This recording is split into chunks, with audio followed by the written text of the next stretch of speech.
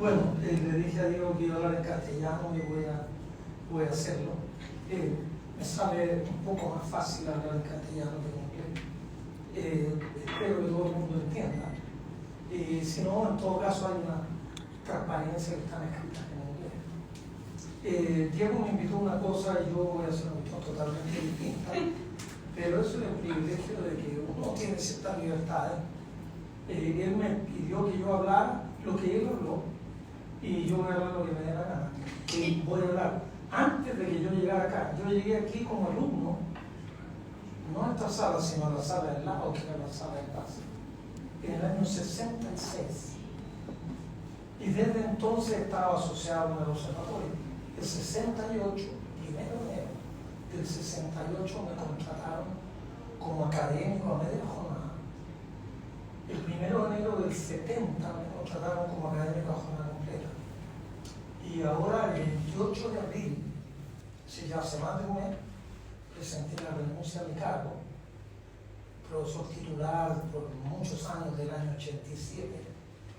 Y entonces en este minuto estoy como en una transición que todavía estoy un poco aquí, pero en un mes y medio más, ya ahí en la universidad me va a decir que cierro la puerta por fuera y la tengo que cerrar por fuera. Mientras tanto voy a venir aquí a ir desocupando mi oficina. Todo ese pedazo no se lo voy a contar, porque en realidad es como hacer una autobiografía verbal. Y la verdad que yo no soy... Me han pedido incluso que por qué no escribo una autobiografía. Eso no lo harán, porque no me interesa a mí escribirla y soy convencido que a nadie le va a interesar escucharla o leerla. Así que les quiero contar un poco a los más jóvenes que llevan poco tiempo por aquí, los estudiantes, cómo partió la astronomía en Chile. Entonces, este es un PowerPoint. Yo solo uso PowerPoint que ya están en el computador. Estoy siempre reciclando el PowerPoint de hace mucho tiempo.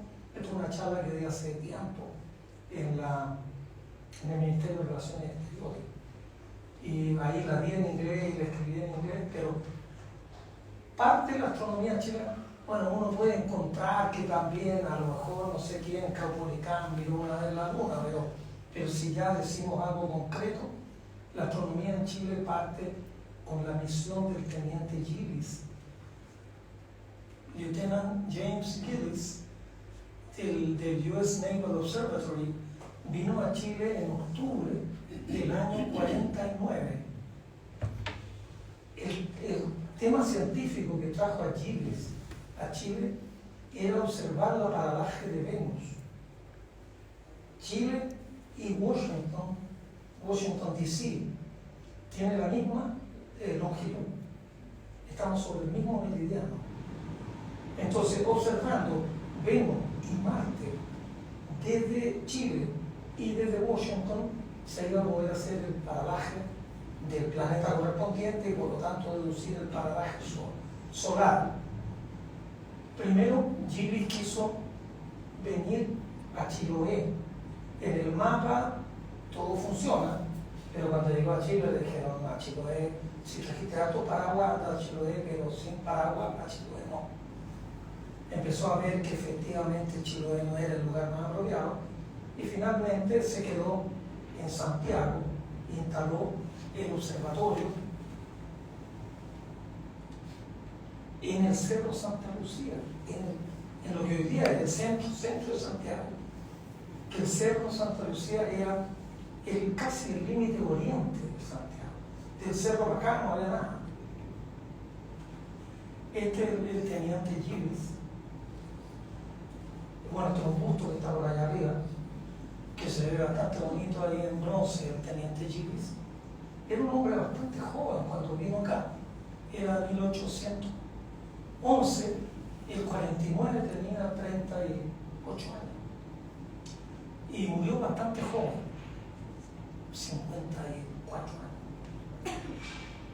Este es una foto bastante mala de un libro de Quinan, Álvarez y Pinto, que muestra, este es el Cerro Santa Lucía, por aquí estaría el centro de Santiago, y aquí ya son, nada, estos campos, Y ahí se instaló el observatorio, donde hoy día, los que conocen el cerro, está una cosa que se llama el Castillo Hidalgo.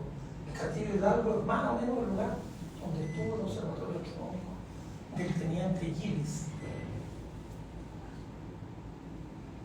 Y ahí, el teniente Chile no, Santiago era una ciudad que tenía 50.000 habitantes, bastante más chica que hoy. Con 50.000 habitantes todo el mundo se conocía. Entonces, naturalmente, el presidente, el rector de la universidad, Andrés Bello, conoció al teniente Gillis. Yo creo que Andrés Bello era uno de los pocos que hablaban inglés en Chile y se hicieron conocidos y amigos. Y también Ignacio Domeyko, que era un científico polaco que estaba en Chile y que era la mano derecha en la universidad de Andrés Bello. Y entonces, entre los dos, convencieron al gobierno. Bueno, los resultados del teniente Gillis están publicados en una publicación de 1856 por el Congreso de los Estados Unidos. Son 4 volúmenes muy interesantes. Aquí en el observatorio creo que hay 3 volúmenes, pero hay un volumen que no está. Y hay un volumen repetido. De hecho, yo alguna vez me interesé también por un libro de la biblioteca y conseguirse el 4º volumen podría ser interesante. Se llama The U.S. Naval Astronomical Expedition to the Southern Hemisphere, que no tan solo dice, bueno, una cosa que es penoso, el teniente Gillis vino aquí y encontró que Santiago era espectacular. Dice, entre noviembre y abril prácticamente no vimos ni una nube. Y él dejó encargado a alguien en Washington para que observara desde Washington, porque si no se observa desde las dos partes, y en Washington el clima es muy malo, en enero y febrero, pleno invierno, pero además el que dejó encargado también era muy malo. Entonces él hizo aquí 100 observaciones cuando en Washington hicieron 2.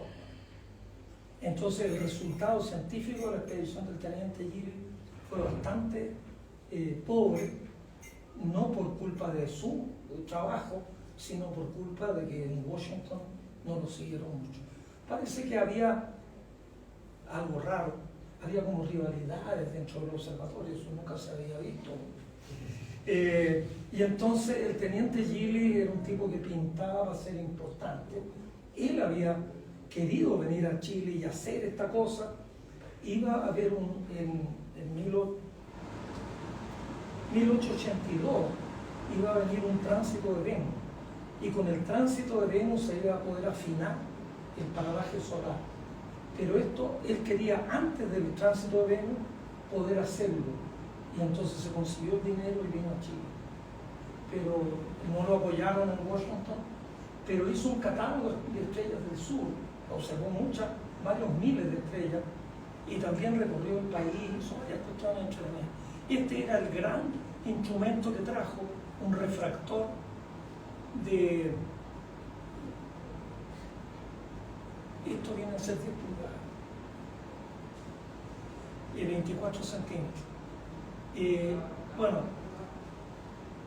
el 17 de agosto de 1852, por un decreto del presidente de la República, don Manuel Montt, se funda el Observatorio Astronómico Nacional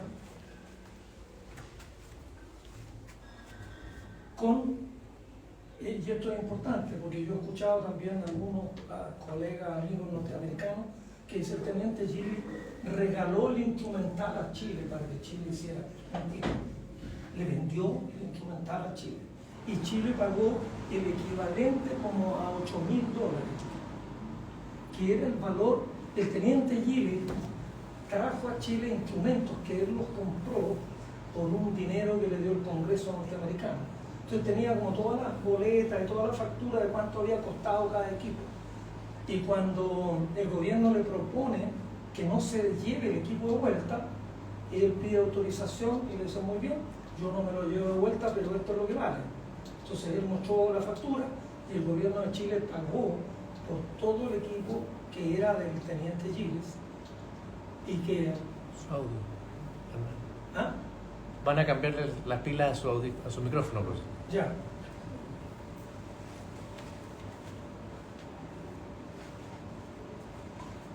Esto nunca pasa.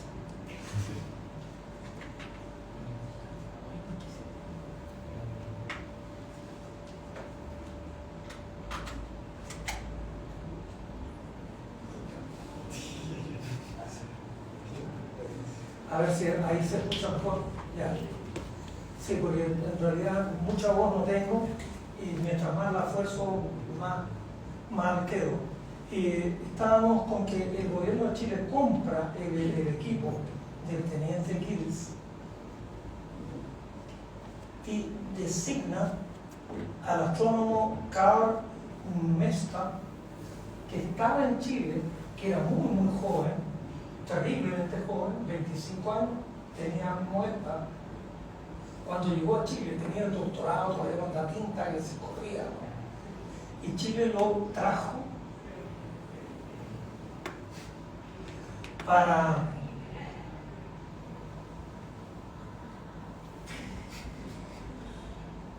hacer la Carta de Chile. Chile no sabía ni para dónde quedaba, entonces querían ir midiendo la latitud de las ciudades más importantes. Y estaba en eso Carlos Moesta cuando el gobierno lo nombra a él, tenía 27 años, y lo nombra el primer director del Observatorio Astronómico. Curiosamente, Moesta había sido alumno de Girling,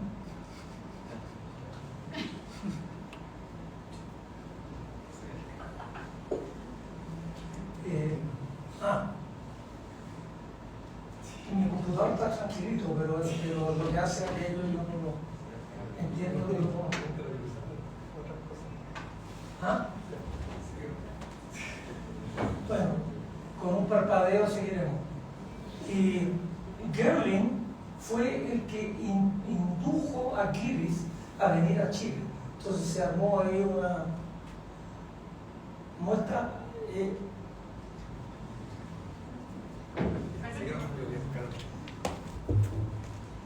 Había llegado a Chile con un proyecto geodésico llamado la Carta de Chile.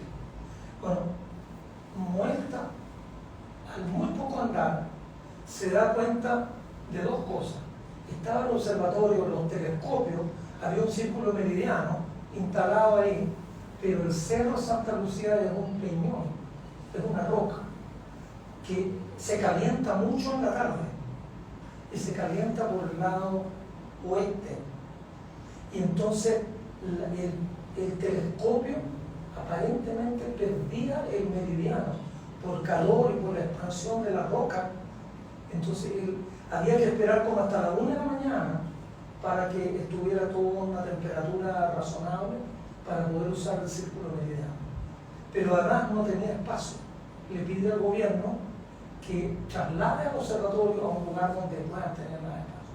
Y lo traslada al extremo occidente o poniente de la ciudad, que era lo que se conoce como la Quinta Normal de Agricultura. Y ahí se instaló. Este es una foto del observatorio de la Quinta Normal de Agricultura.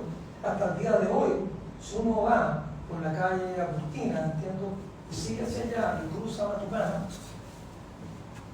uno puede, entrando por la avenida Portales a la Quinta Normal, uno puede ver el edificio. Y esta cúpula todavía existe, está cada día más visible porque la recubrieron con cobre. No hay nada adentro, pero la cúpula es muy visible. Bueno, después de Moesta viene como director José Ignacio Vergara, que fue un director realmente espectacular, que hizo miles de cosas, bien poquitas en astronomía, pero muchas cosas. Llegó incluso a ser precandidato presidencial. Corrió para presidente contra otro señor también, más o menos, que se llamaba José Manuel Balmaceda. Balmaceda le ganó la precandidatura y Balmaceda fue presidente en un periodo cortito, después hubo todo un descalabro en la historia de Chile. Pero este señor fue diputado, fue senador, fue intendente de Talca, era talquino. Hay varios talquinos que han incursionado la astronomía, todavía tenemos uno ahí. Y después llegó a ser presidente del Senado y fue rector de la Universidad de Chile. y las hacía todas siendo director del observatorio. Entonces en el observatorio no lo vieron nunca, pero trajo 3 astrónomos franceses. Uno de los padres es este señor Alberto Brecht, que hay un retrato enorme en la... Alberto Brecht sucedió en la dirección a José Ignacio Vergara en 1889. Este es el retrato que está en la oficina de la dirección. Brecht hizo también maravillas en el observatorio, es decir, era un tipo que tenía un doctorado en mecánica celeste, un tipo muy competente, en la facultad lo amaban, enseñaba cálculo diferencial, enseñaba todo, pero el observatorio, las observaciones y el círculo meridiano no eran lo de él, así que el observatorio quedó un poquito descuidado, pero gracias a José Ignacio Vergara, Chile compró un telescopio que se llamó el Carte du Ciel, el telescopio para hacer la carta del cielo, cuando las placas fotográficas eran la última novedad. En Francia, los hermanos Henry construyeron una óptica que producía una placa fotográfica era 16 por 16 centímetros que cubría 2 grados por 2 grados. A la placa fotográfica, esto era un poquitito después de los daguerrotipos, así las placas eran ahí. Entonces construyeron 13 telescopios y distintos observatorios los compraron y cada observatorio tenía que hacer una franja en el cielo. Chile le asignaron 2 franjas que nunca las hizo. Las hizo después, pero todas las placas están por ahí abajo. Son las placas que tienen un valor histórico, pero lo histórico aquí en el observatorio también lo agarramos rápidamente debajo de la alfombra y después botamos la alfombra. Pero están las placas del Carte du Ciel en alguna. Las placas tenían tantas fallas las placas que tomaban 3 exposiciones moviendo la placa y armaban un triángulo equilátero. Entonces todas las estrellas que eran un triángulo equilátero, porque estaban las 3 imágenes, eran estrellas de verdad, y la que era una sola, eso era una falla de la placa. Llegan como a magnitud 14, que hoy día con un celular casi uno toma una foto del cielo que llegue a magnitud 14. Pero el telescopio está ahí, y es un telescopio que tiene la gracia, tendría la gracia, de que ha sido prácticamente no modificado, está inalterado. Y este telescopio y el otro, el Haydn, deberían de ser telescopios históricos de los historias. Yo alguna vez, dentro de las miles de cosas que no les voy a contar, que hice, pedí dinero y hablé con uno y otro para restaurar los 2 telescopios y dejarlos en condiciones espectaculares. Pero como el 90% de las cosas que yo hice no llegaron a ninguna parte, no nos dieron el dinero y ahí siguen los telescopios regulares. Pero es posible que en algún día alguien retome esa idea y transforme en un museo este telescopio y el otro.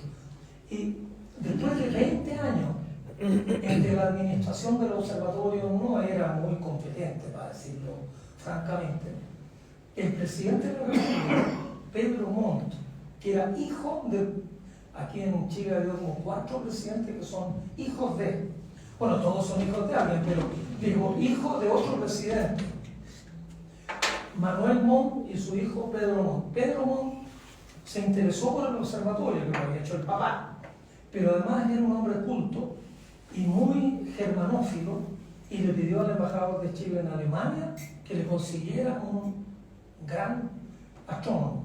Y llegó este señor, que no son estos 3 pajaritos.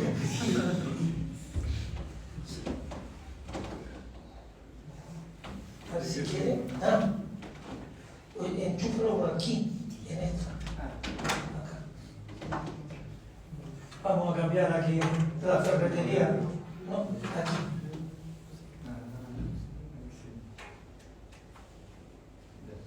Y esperemos que esto sea más robusto.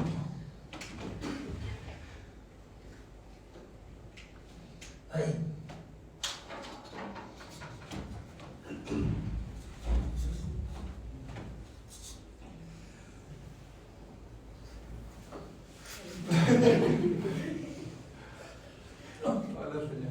Bueno, yo creo que estoy condenado a hablar a capela, pero no hay problema, hablar a capela para mí.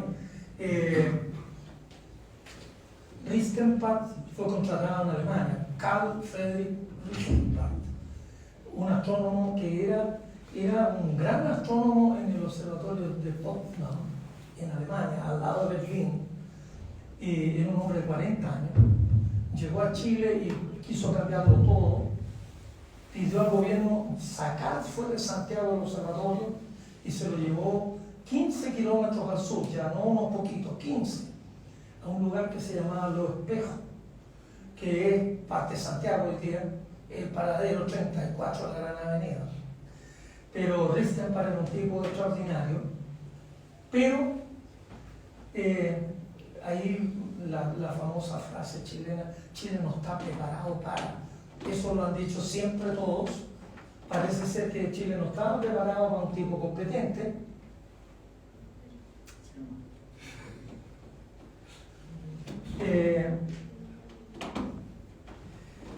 No estaba preparado para un tipo competente, le hicieron la vida cuadritos a Ristenpart, y Ristenpart, yo siempre digo, y lo repito aquí, a los que no me hayan escuchado, Ristenpart es como el Arturo Prat, ¿no?, de la astronomía chilena. Fue contratado por 5 años, y cuando murió Pedro Montt y el siguiente presidente, un presidente muy famoso que se llamaba Ramón Barros Luco, y los que conocen saben que uno de los sándwiches más espectaculares chilenos es un Barros Luco, porque este señor iba a comerse ese sándwich al Café Torres todos los días. En el Café Torres le pusieron un Barros Luco al sándwich que iba a comer este gallo. Barros Luco además tenía una filosofía extraordinaria. Decía, hay dos tipos de problemas, los que se solucionan solos y los que no tienen solución. Entonces realmente él comía sándwiches en tierra. Y Barros Luco no quiso seguir, había un compromiso del gobierno de construir el observatorio Ristenpart, como que el observatorio fuera para Ristenpart.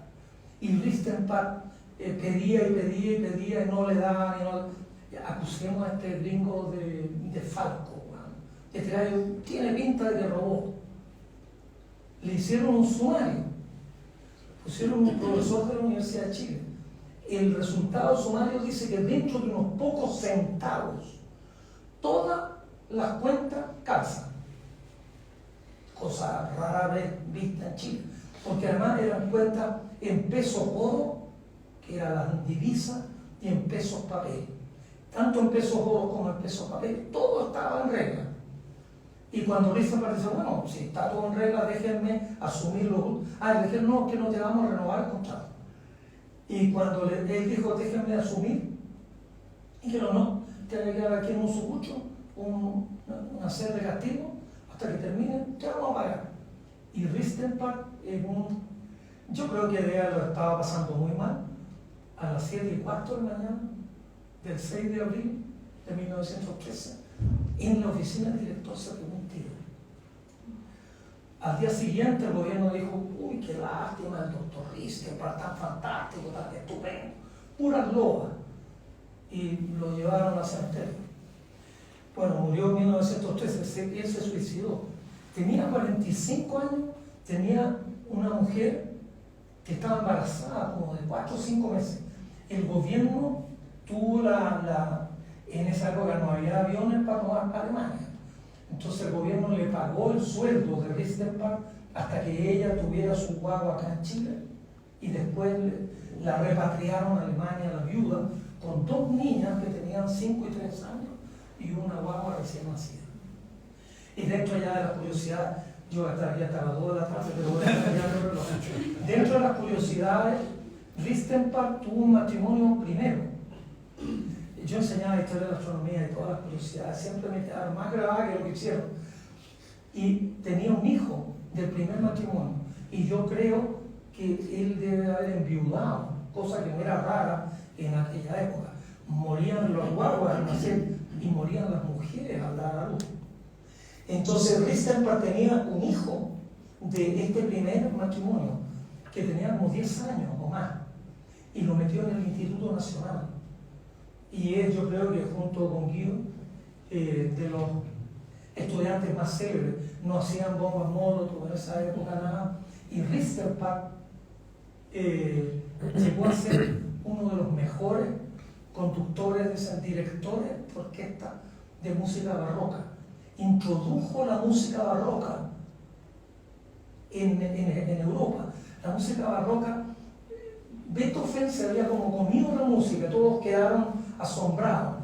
Y entonces Bach y Vivaldi los tiraron pero al sótano. Ristenpark, el hijo de este muñeco de Federico, fue un gran conductor de orquesta en los años 30, 40, 50. Pero bueno, eso es para otra historia. Y después el observatorio entra en un periodo más o menos malo, viene la crisis económica del año 29, el observatorio nunca se terminó de construir en la Gran Avenida. El edificio principal, que era más grande que este, quedó como un cimiento de 1 metro, 1,5 metros de altura. Parecía como un edificio que hubieran demolido, pero era un edificio que nunca lo siguieron construyendo, porque no le dieron plata. Pusieron de nuevo a Obrecht de director, y Obrecht no quería nada con el observatorio. Murió Obrecht en 1922, nombraron a Rosaldo Castro, a Ismael. Eso yo lo tenía por aquí en algún. Este era el observatorio, este es el edificio principal que nunca lo construyeron. Había 4 casas por aquí. Esta casa fue la casa donde funcionó el observatorio. Y había un gran refractor, que era una historia demasiado larga para meterme con ella, el Carpentier y el Haydn. Este es el Carpentier, que es chiquitito, y este es el Haydn, que es un poco más alto, y por acá está el círculo meridiano. Era una cuestión bien ambiciosa. Esto es la copia del plan original, que yo lo tengo guardado por ahí en un closet para que no le dé la...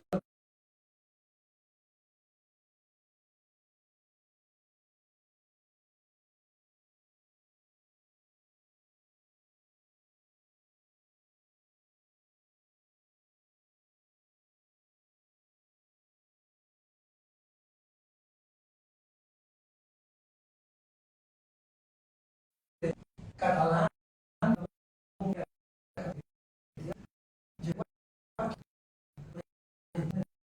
empuje extraordinario.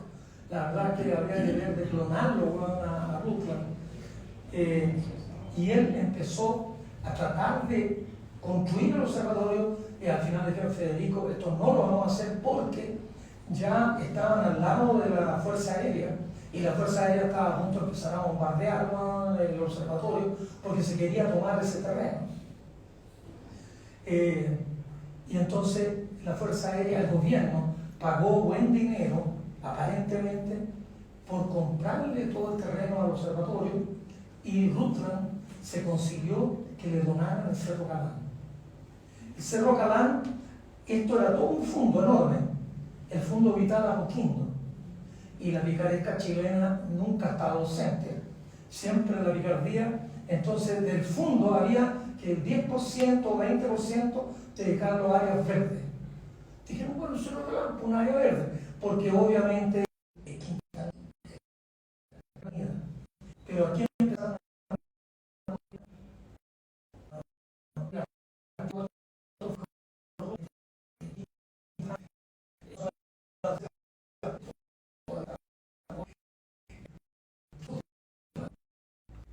y el observatorio, todo esto era campo, la ciudad llegaba hasta el estadio italiano, a lo más, realmente llegaba como hasta Tobalaba, de Tobalaba acá, ya no era. Este es el observatorio, pueden ver ahí, esto es el Camino del Alba, por aquí está la estación del metro, esto es del misterio, hasta cuándo nos va a dejar, este es el grupo, está todo pelado, no habían árboles, esto es el círculo meridiano, el otro chiquitito. Donde está hoy día el Goto, el Cartesiel, el Haydn. Otra foto, este es Rutland. Este es el personal del observatorio. Y aquí yo quiero destacar, a lo menos, este de aquí, que está justo en el medio, era Claudio Anguita, bastante joven aquí. Esto es una foto del año 60, y él fue el que sucedió en la dirección a Federico Rutland.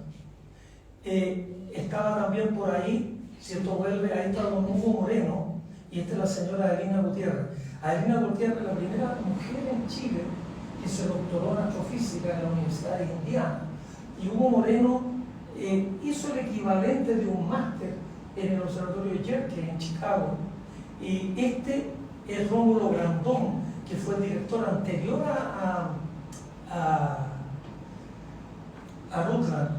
Y este es Héctor Álvarez, que era ingeniero eléctrico y después entró como astrónomo, como radioastrónomo.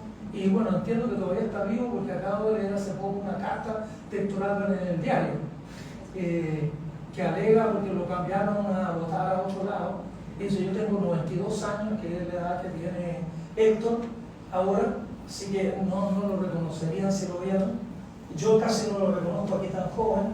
Y este era Guillermo Romero, que también fue un astrónomo del observatorio, y el resto era parte del personal. Aquí está don Hugo Moreno, que medía como 1,90 m, entonces toda la foto, más de 1,90 m. Aquí está la señora Adelina. ¿Quién más hay aquí?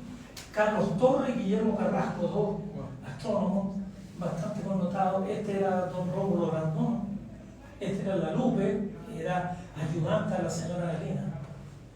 Aquí está Rutland. Rutland con don Rómulo Grandón, con Hugo Moreno, con Carlos Torres y Claudio Anguita. Esta es la gente que estaba en el observatorio cuando yo llegué hace ya muchos años. Ahí está, esta es la construcción del observatorio, más construcción. Ahí está la copa de agua, que era una torre solar, tiene toda una historia, la copa de agua. Y aquí había unos cacharros. Cuando llegaron los rusos pusieron aquí un instrumento chiquitito. Después pusieron este instrumento en Cerro del Roble, el Maxuto. Y dentro de las cosas cercanas, en el año 2000 o 2001, el gobierno de Japón, el pueblo japonés, nos donó el voto. Y este es Jorge Mae, el astrónomo más bajito para que el telescopio parezca grande. El telescopio ustedes lo pueden ver ahí. Y aquí está Claudio Anguita observando en el círculo meridiano. Bueno, ¿qué tenemos? Bueno, yo creo que me va a tener que ya saltar un montón de esto. Bueno, tal vez lo más importante que hizo Rutland, que aparte de darnos este tremendo edificio y esta localización que hoy día es, pero realmente nos han tratado de echar de aquí como 20 veces. Todavía no tienen éxito, pero uno no puede cantar victoria nunca, ¿no? En el gobierno militar, todos los rectores delegados, todos los milicos que ponían a cargo de la universidad querían vender Cerro Calán. Precios que se daban en esa época, $100 millones, $200 millones, por vender todo esto. Ahora, afortunadamente, nunca pudieron vender, porque está declarado área verde para la comuna y para la región metropolitana. Así que ni los milicos pudieron vender, pero yo no me confiaría del todo. Pero dentro de las muchas cosas que hizo Rutland, él fue a Estados Unidos a convencer a Gerald Kuiper, un gran astrónomo planetario, que es el director de Chicago, que vinieran a Chile a buscar un lugar, porque Chicago y Texas querían poner un telescopio de 1 metro en Sudáfrica o en Australia. Y Rutland fue a Chicago y le dijo a Kuiper, ¿sabe qué más? Usted está perdiendo el tiempo.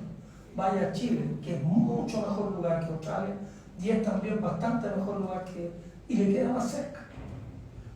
Fue tan convincente que vinieron a Chile, Kuiper con 2 más, y Rutland les mostró todo, y mandaron a Jürgen Stock, un alemán que trabajaba para Kuiper, para que buscaran un cerro para poner el telescopio de 1 metro. Y empezaron a mirar lugares alrededor de Santiago, vieron el Cerro del Roble, y era mucho mejor que Monte Palomar. Que Monte Palomar era la catedral el Vaticano en la astronomía mundial era un terreno más. El roble es muy superior. El roble tiene un sin de entre 1 y 1,5 segundos, típicamente, y Palomar tiene entre 2 y 3 segundos de arco. Y ahí, en esa época, no había un entendimiento muy claro de lo importante que era el sin, pero se dio cuenta que el roble era mejor en todo sentido que Palomar. Siguieron hacia el norte, y cuando llegaron a Tololo, y ahí el éxtasis de ellos fue total, y el proyecto finalmente Chicago y Texas se lo pasaron a Aura, y ahí se estableció Cerro Tololo. Entonces, en el origen el Observatorio Astronómico recibió a Jürgen Stock, mandaba con Jürgen Stock a Carlos Torres, a Herbert Roblecki, a gente del observatorio, con vehículos del observatorio. Así que la gestión de Tololo tiene que ver con Federico Rodríguez. Ahí está el presidente Eduardo Frei Montalva, con Olaf Palme y con Gabriel Valdés, inaugurando los telescopios en la silla, porque también Jürgen Stock era alemán, y tenía muy buenas conexiones con los alemanes que andaban buscando un lugar. Y Stock le dijo, oye, no pierdan el tiempo en Namibia o en Sudáfrica, vengan a Chile. Y entonces establecieron en la silla, y aquí está Salvador Allende, el presidente de Chile, con el director de la ESO en los años. Ahí vamos a contar la historia porque después se pone medio feo, pero aquí tenemos el observatorio en la silla, etc. Tololo, Gemini, las campanas, estas cuestiones ustedes ya las conocen, el ALMA, el GMT,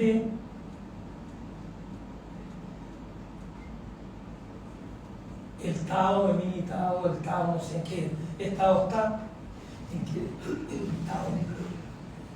Y bueno, y el futuro, el ELT, que ya está en construcción.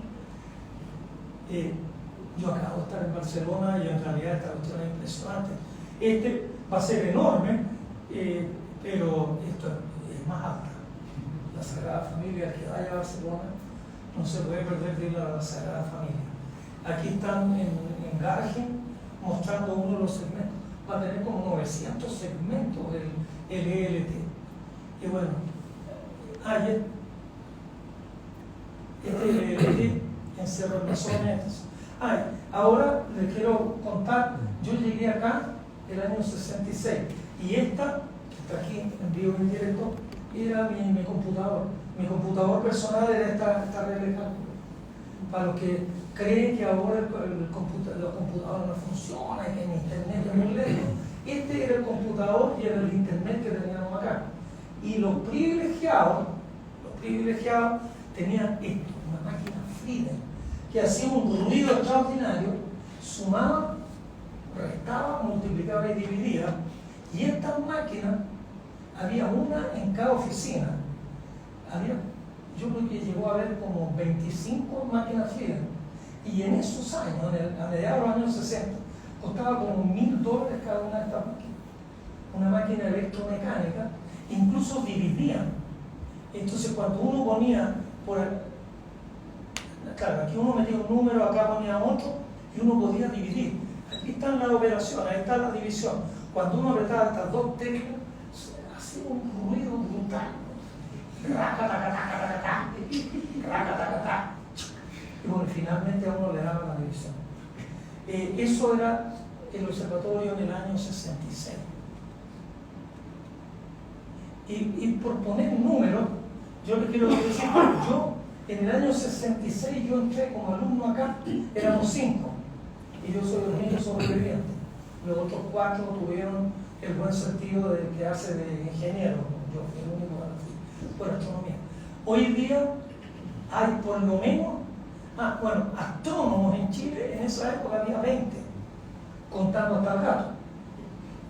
Yo creo que había como 10, y después había 2 o 3 gatos. Pero hoy día astrónomos en Chile hay más de 200.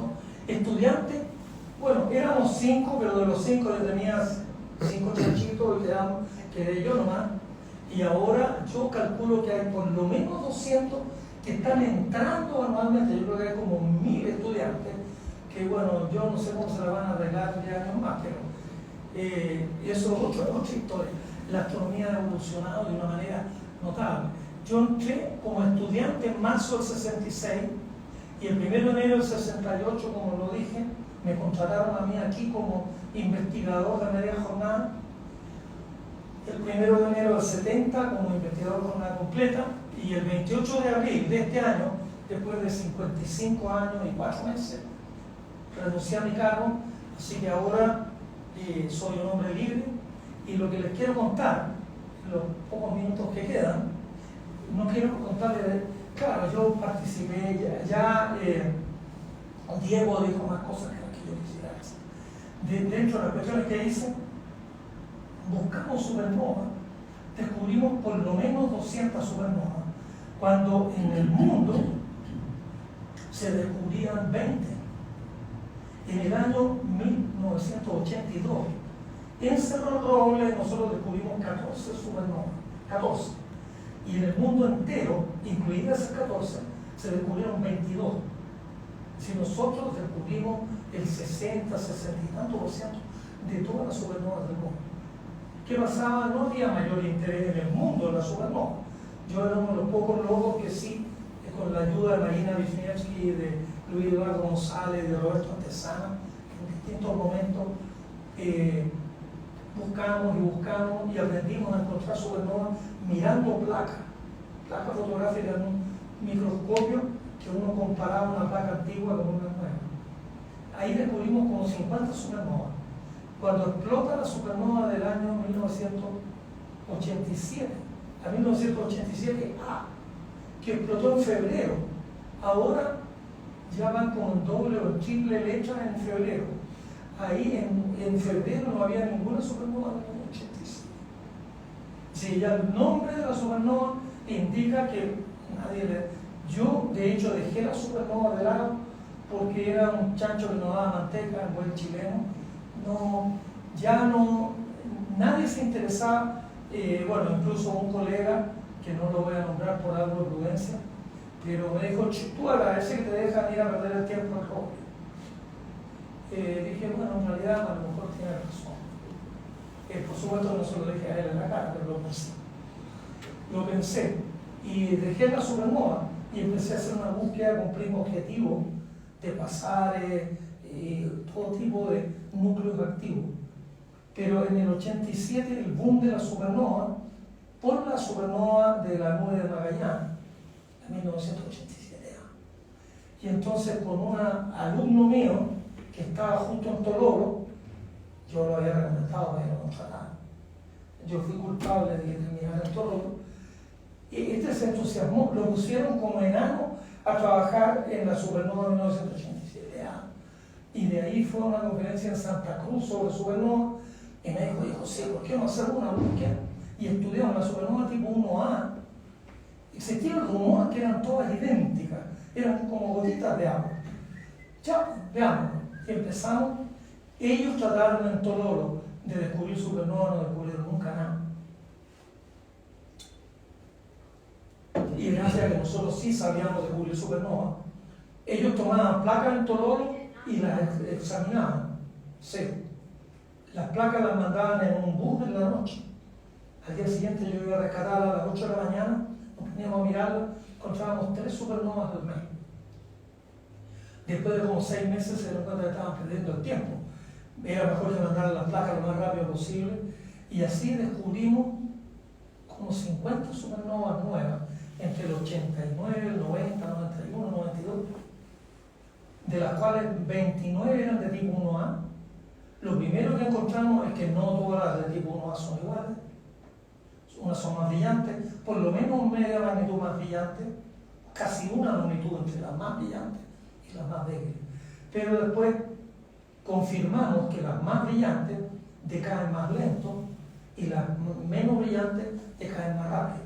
Y entonces encontramos una calibración para estandarizar las supernovas.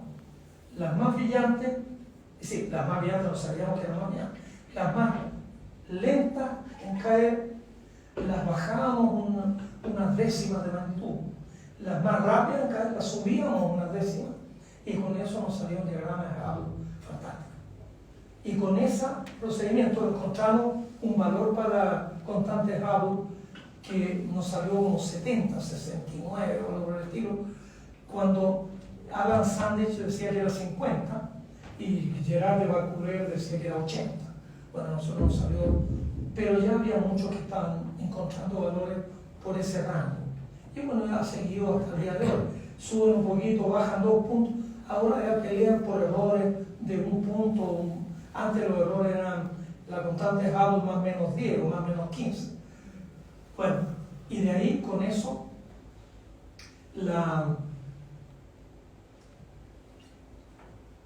con el método que nosotros calibramos, Brian Schmidt, que era un joven estudiante de Harvard y que venía a Toronto, se entusiasmó y empezó a pedir tiempo en el 4 metros, para buscar supernovas con el 4 metros, supernovas mucho más distantes, para ver cuánto era el parámetro de desaceleración del universo, el Q/0.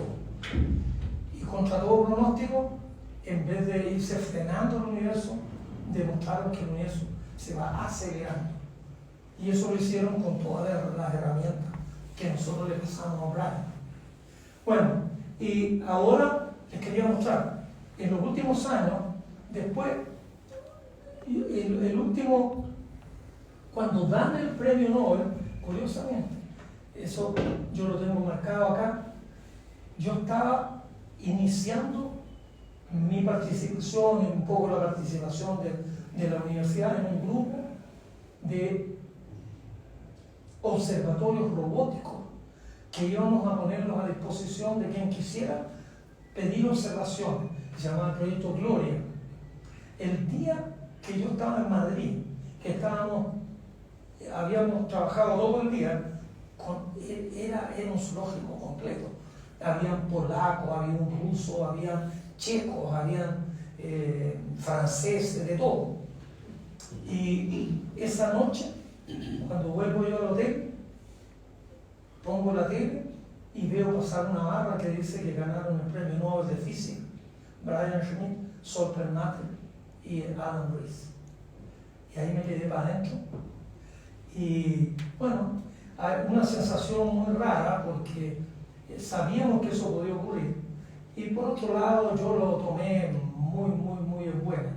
Ahora, desgraciadamente, mi amigo Mario Muy lo tomó de otra manera. Y eso al final nos llevó a que el camino del plato por un lado, el camino mío por otro.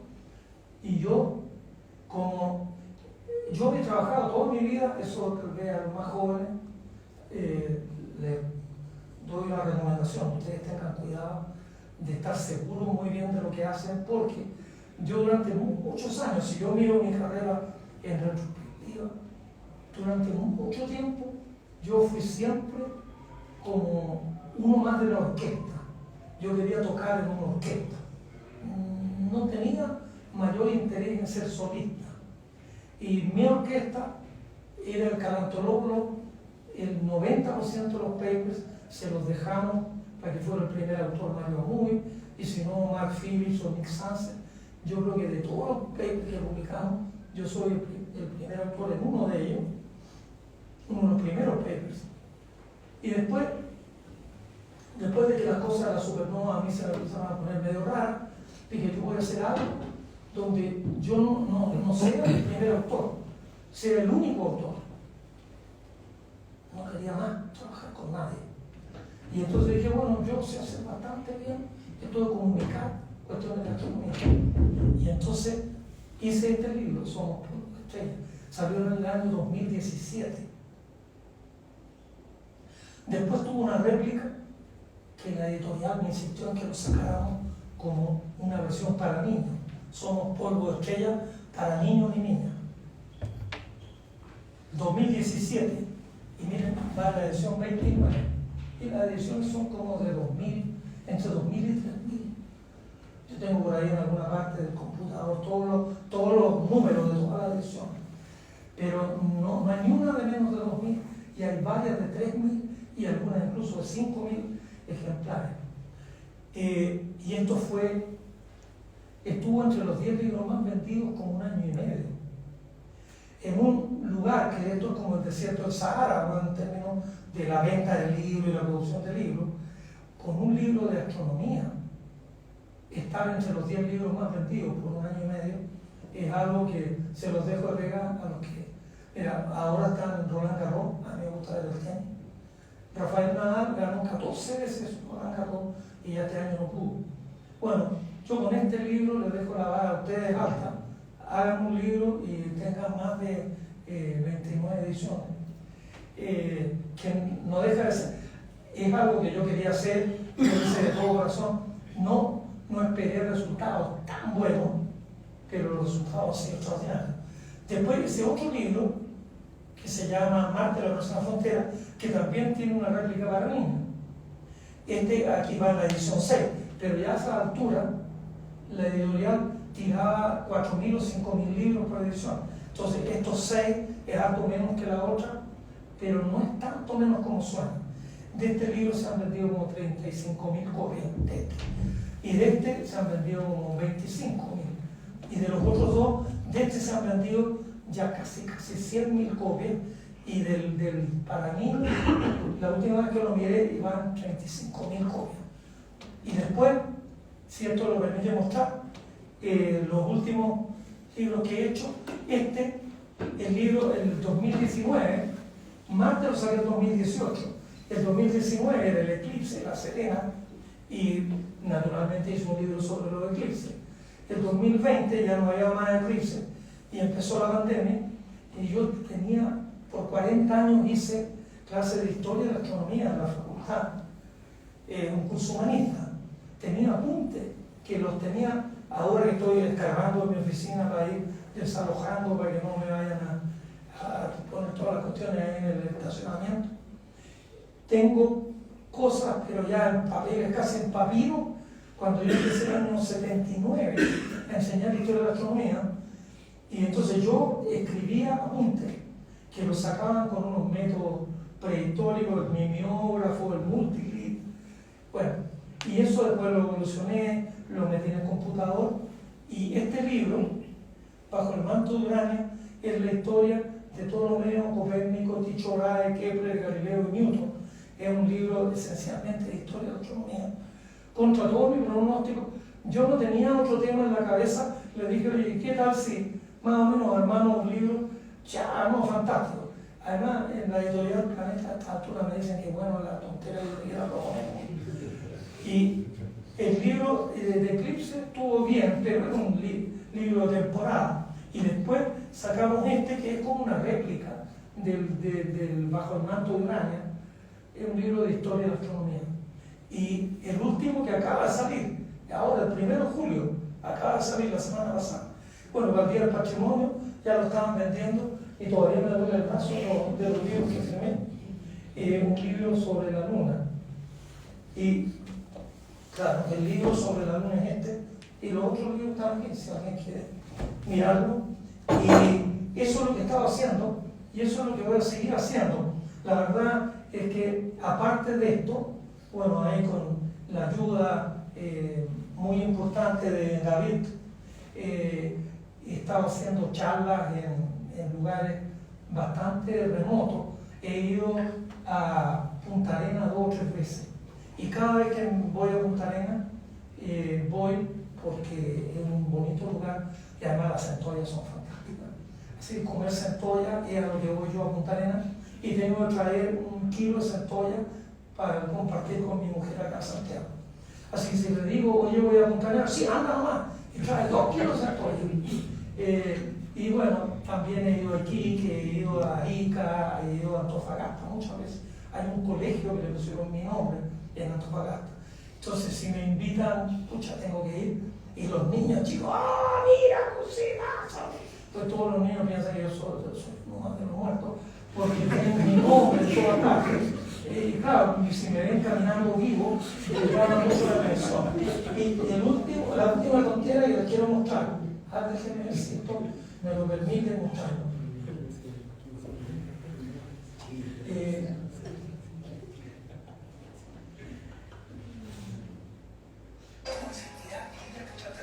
Soy José Massa y te voy a contar esto y mucho más en este entretenido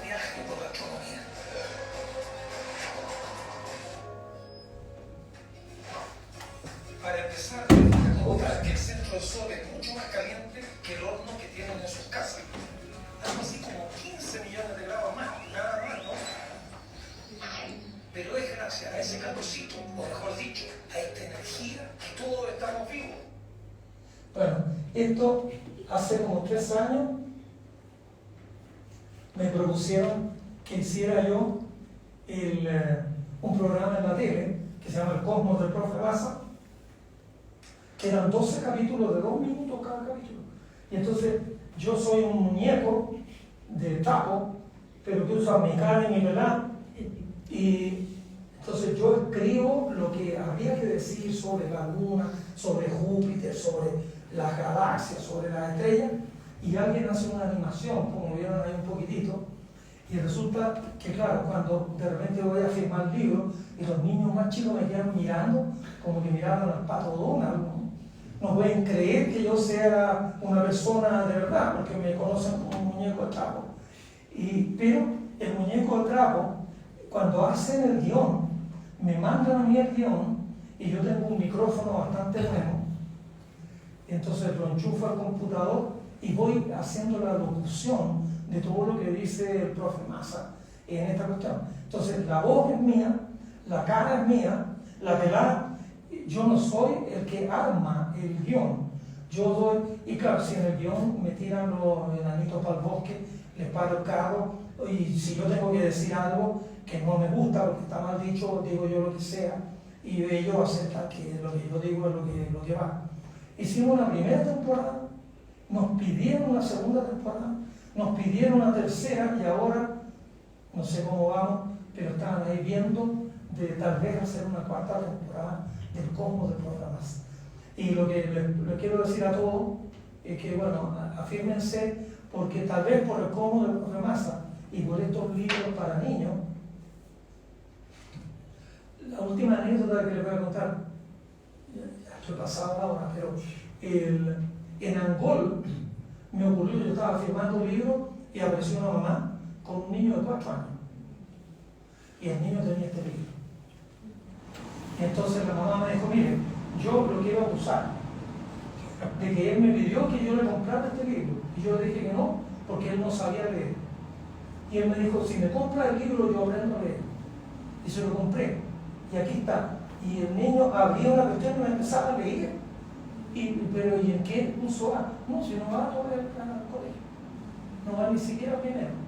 Y según la mamá que me contó el cuento, si es mentira, por lo menos me alegró el día, porque según ella, el niño aprendió a leer porque quería leer este libro. Y entonces la cantidad de niñas que se acercan y se ponen al lado mío, así como, entonces yo la quedo mirando y le digo, ¿tú qué quieres? Yo sé lo que quiero, que se quieren tomar una foto conmigo, la mamá está por allá, pero ni la mamá habla ni la niña tampoco. Dice, yo quiero una foto con tu tío, porque yo lo admiro mucho y yo quiero ser astrónoma como usted. Docenas de niñitas de 7, 8 o 9 años me han dicho exactamente el mismo discurso. Así que en 10, 15 años más se van a acordar, ojalá que mi ceniza la vez pasada para que nadie me vaya a tirar piedras, ¿no? Porque a lo mejor van a llegar miles de niñas que quieran ser astrónomas.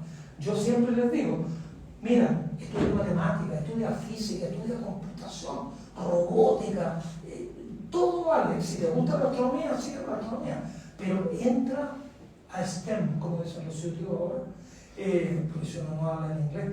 Pero yo tengo un problema, yo podría haber dicho todas estas cuestiones en inglés, hasta los chistes, pero en Chile hay un nivel de ciutiquería tan extraordinario que para hablar hay que usar términos en inglés, si no uno está frito. Entonces uno habla del retail, de los commodities. ¿Son cuestiones de qué? Si en castellano hay 200.000 palabras y el castellano le sirve para todo. Y yo he siempre alegado, ahora yo hablo inglés y encima me gusta, no, a mí no me disgusta el inglés. Ahora si de súbito estoy siempre mucho más conectado en castellano que en inglés. Pero bueno, espero que el trabajo que estoy haciendo, ahora por ejemplo, naturalmente, si ya le mostré la luna, que está aquí, que quedó bastante bonito.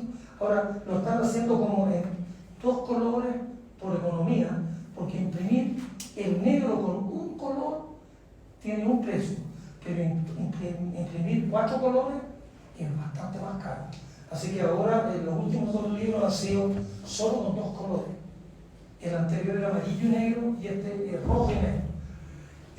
Vamos a hacer la luna para niños y niñas. Me propusieron hacer la luna para niñas. Y yo le dije que yo antes me cortaba la mano derecha y la izquierda antes de escribir un libro para niñas. Así que cuando se rió esto me dijo, no, póngale usted el nombre que quiera. La luna para niños y niñas. Eso es lo que vamos a escribir ahora. Y una dibujante va a ser monito de no sé qué, y una chiquilla que tiene buena pluma para hablarle a los niños. Entonces, entre los 3 armamos, vamos a armar ahora, que debería salir en noviembre, el libro de la luna para niños y niñas. Y ahí estoy ahora debatiéndome conmigo mismo, que son los debates peores, ¿qué hago como otro libro? Porque ahora ya todo el espacio lo tengo para mí. Voy a tratar de viajar, ya tengo como 2 viajes en carpeta, pero porque andar con un burrito haciendo turismo. Estuve en Barcelona y me cansaba ya caminando por el Paseo de Gracia, yendo por la Rambla, pero todavía lo hacía con ciertos niveles de dignidad. Así que voy a viajar, pero también quiero seguir haciendo libros. Esto me entretiene mucho. Este libro sobre la luna, agarré anécdotas de toda clase y las metí todas en el libro y yo me entretengo en el camino. Esto es la farándula astronómica, porque creo que a través, bueno, y el otro día alguien en la Universidad Andrés Bello, un estudiante me dijo que si le podía dar un consejo para divulgar la ciencia. Primera vez que me preguntan eso. Y ustedes no me lo han preguntado, pero se lo puedo decir. Lo que yo le contesté a él, mira, escribe el libro que tú crees que la gente quiere leer. No escriba el libro que tú quieres escribir. Escribe un libro que tú creas que la gente puede querer leer y que el libro sea tal que la gente disfrute leyendo.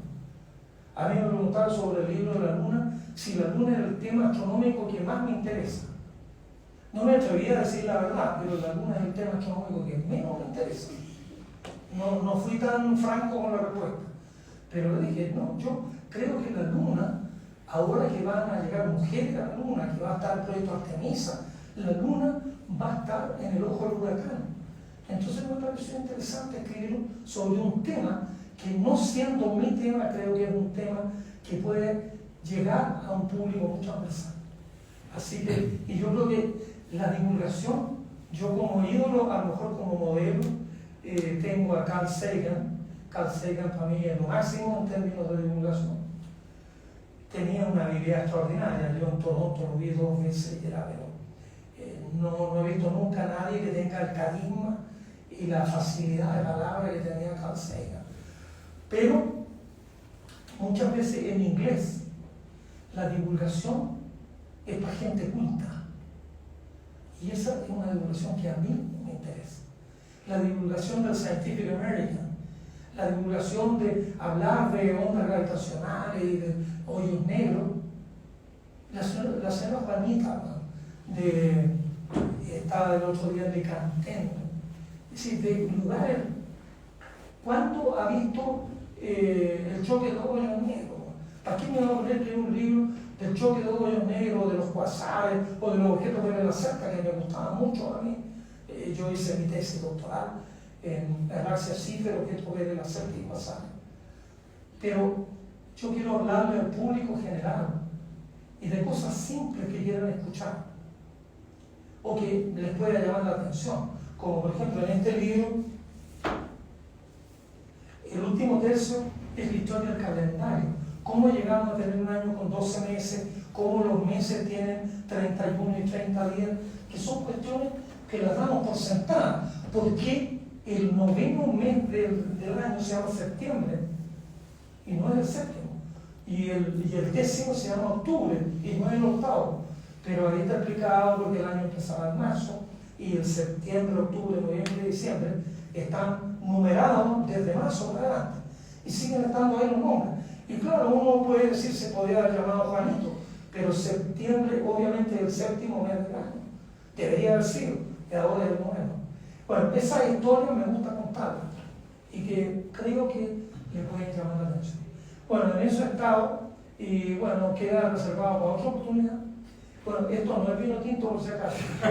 Esto es solamente jugo de arándano diluido un poco en agua. Claro, si traigo un merlot o un cabernet sauvignon, ahí le puedo contar más anécdotas y lo que pasaba en el observatorio y algunas cuestiones que nunca lo voy a poner por escrito. Bueno, muchas gracias.